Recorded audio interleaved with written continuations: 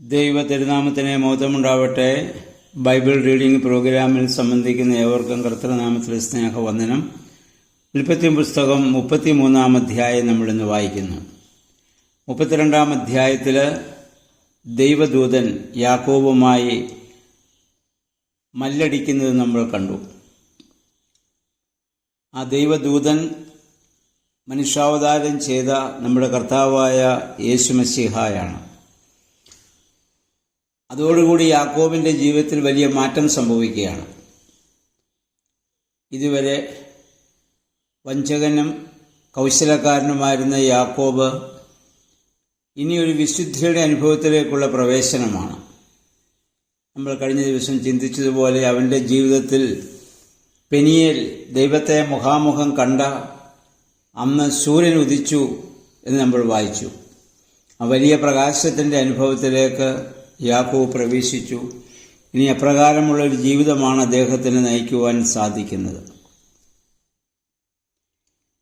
ഈ 33 അധ്യായം യാക്കോബ് തൻ്റെ സഹോദരനായ ഏശാവുമായി കണ്ടുമുട്ടുന്ന സംഭവമാണ്.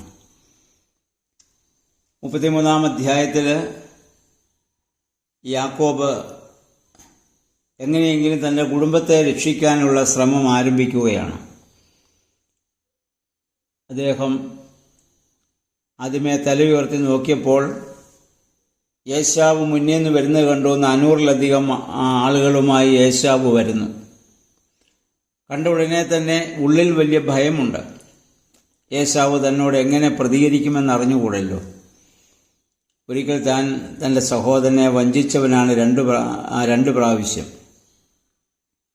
ഏശാവിൻ്റെ സ്വഭാവം എന്തായിരുന്നു എന്നുള്ളത് യാക്കോബിന് വളരെ നന്നായിട്ട് അറിയുകയും ചെയ്യാം.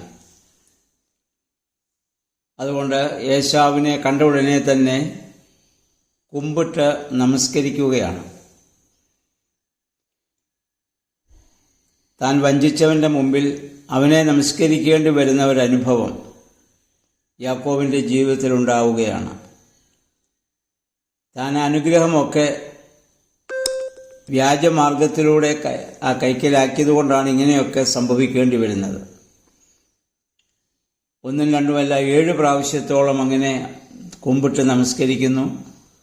തൻ്റെ ഭാര്യമാരെയും മക്കളെയൊക്കെ അദ്ദേഹം മുന്നിൽ നിർത്തി, ഏറ്റവും മുന്നിൽ ലേയെയും അല്ലെങ്കിൽ തൻ്റെ അവരുടെ ബാല്യക്കാരെയൊക്കെ മുന്നിൽ നിർത്തി അവസാനം റാഹേലിനെയും ജോസഫിനെയും അദ്ദേഹത്തോട് ചേർത്ത് നിർത്തുന്നു. എന്ന് പറഞ്ഞാൽ തനിക്ക് വലിയ താല്പര്യമില്ലാതിരുന്ന ആ ഭാര്യയും മക്കളെയും അവരുടെ വെപ്പാട്ടിമാരെയൊക്കെ അദ്ദേഹം മുന്നിലാക്കിക്കൊണ്ട് തന്നെ ഏറെ സ്നേഹിച്ച റാഹേലിനെയും ജോസഫിനെയൊക്കെ തന്നോട് ചേർത്ത് നിർത്തുകയാണ്. പക്ഷേ യാക്കോബ് വിചാരിച്ചതിന് വിരുദ്ധമായിരുന്നു ഏശാവിൻ്റെ പ്രതികരണം. 20 വർഷം കഴിഞ്ഞപ്പോഴത്തേക്കും ഏശാവിനും വലിയ മാറ്റം സംഭവിച്ചിട്ടുണ്ട്. സഹോദരനുള്ള വെറുപ്പും വിദ്വേഷവും പകയുമൊക്കെ ഏശാവിന് ഇപ്പം മാറി. ഏശാവ് ഓടി വന്ന് യാക്കോബിനെ കെട്ടിപ്പിടിച്ച് ചുംബിക്കുകയാണ്. തൻ്റെ സഹോദരൻ തന്നെ വഞ്ചിച്ചെങ്കിലും തനിക്കും ദൈവം ആവശ്യത്തിലധികം സമ്പത്ത് ഇപ്പോൾ തന്നിട്ടുണ്ട്. നമുക്കറിയാം, ഭൂമിയിലും എല്ലാ പ്രശ്നങ്ങളും ഈ സമ്പത്തിനു വേണ്ടിയിട്ടാണല്ലോ മനുഷ്യർ തമ്മിൽ പലപ്പോഴും ശത്രുതയുണ്ടാവുന്നത്. സമ്പത്തിനും അധികാരത്തിനുമൊക്കെ വേണ്ടിയാണ്. ഇല്ലെങ്കിൽ ഇവിടെ ഒരു തർക്കമോ ഒരു കലഹമോ ഒന്നും ഇവിടെ ഉണ്ടാവുകയില്ല.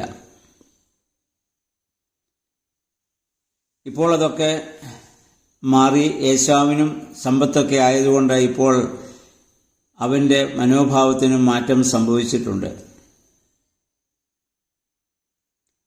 ഇതുവരെ എന്തെങ്കിലുമൊക്കെ തട്ടിയെടുക്കണമെന്ന് ചിന്തിച്ചിരുന്ന യാക്കോബിന് ഇപ്പോൾ ഒന്നും വേണ്ട.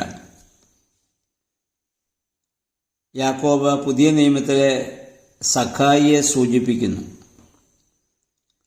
മരത്തിൽ കയറിയ സഖായി അല്ല, മരത്തിൽ നിന്ന് ഇറങ്ങി വന്നവനായ സഖായി.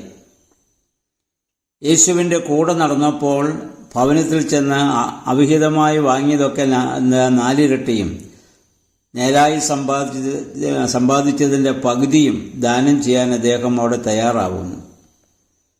വലിയ മാറ്റം ഏതാനും നിമിഷങ്ങൾ കൊണ്ട് സക്കായിലുണ്ടായതുപോലെ കെദ്രോൻ തോട്ടിന് സമീപത്ത് വെച്ചുണ്ടായ ആ ഒരൊറ്റ സംഭവം യാക്കോബിനെ വലിയ മാറ്റത്തിലേക്ക് ഇപ്പോൾ സംഭവിച്ചു.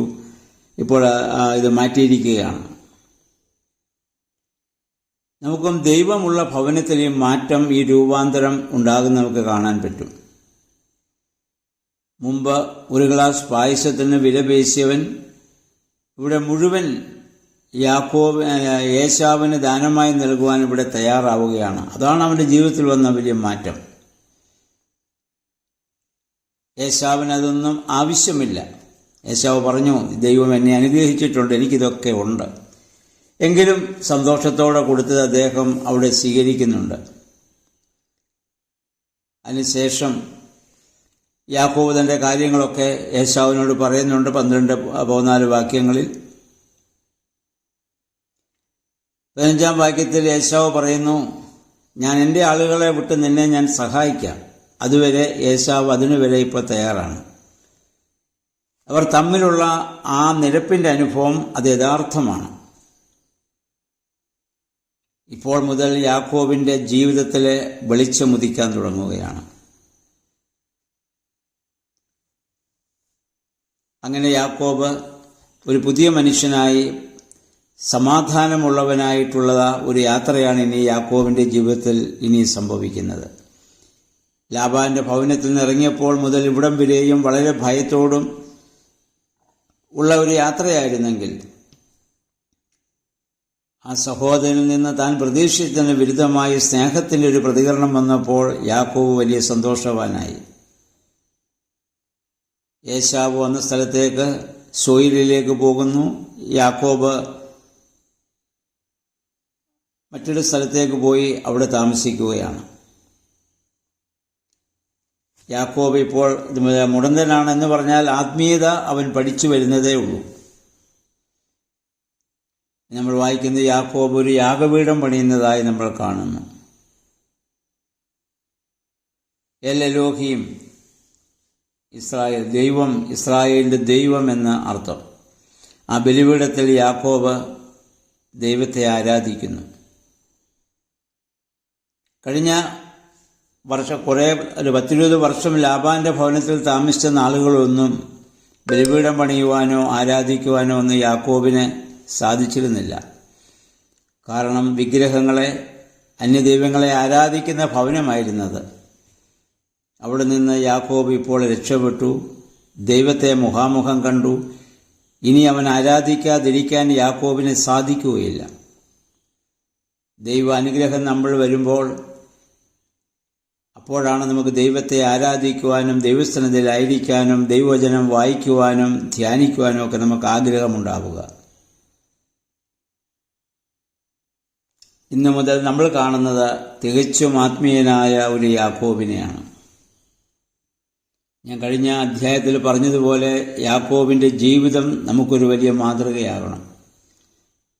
നമ്മുടെയൊക്കെ ജീവിതത്തിൽ യാക്കോബിന് ഉണ്ടായ ആദ്യ മനോഭാവത്തോടുകൂടി തന്നെ നമ്മൾ ജീവിക്കുന്നവരാണ്. ദൈവത്തെ ആരാധിക്കുന്നുവെങ്കിലും മനോഭാവം യാക്കോബിൻ്റേതാണ്.